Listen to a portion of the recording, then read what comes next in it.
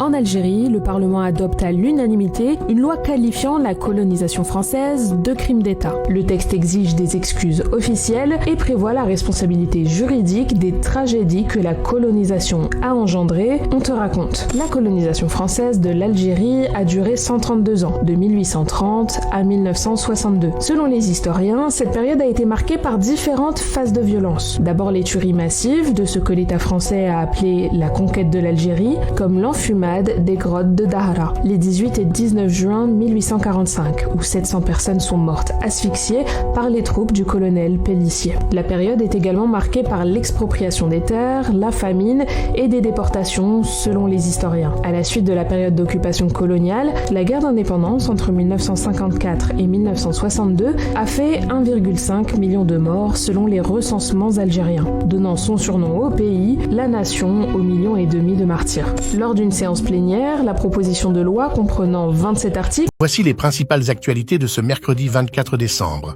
On commence par l'affaire Epstein, qui met de nouveau en difficulté Trump. En effet, de nouveaux documents ont été publiés hier par le département de la justice où, pour la première fois, Trump est accusé formellement par 2 victimes d'avoir commis des viols. Ces accusations ont été immédiatement rejetées par la Maison-Blanche alors que Donald Trump semble de plus en plus fragilisé par cette affaire qui ne s'arrête pas. En deuxième actu, avec les États-Unis qui sanctionnent l'ancien commissaire européen Thierry Breton et plusieurs personnalités européennes. Ces derniers sont interdits d'entrer aux États-Unis. Washington les accuse d'être hostiles aux groupes américains de la tech et de s'en prendre à la liberté d'expression. L'Union européenne a condamné la décision de l'administration Trump. Enfin, on termine en France, où le groupe La Poste subit depuis 48 heures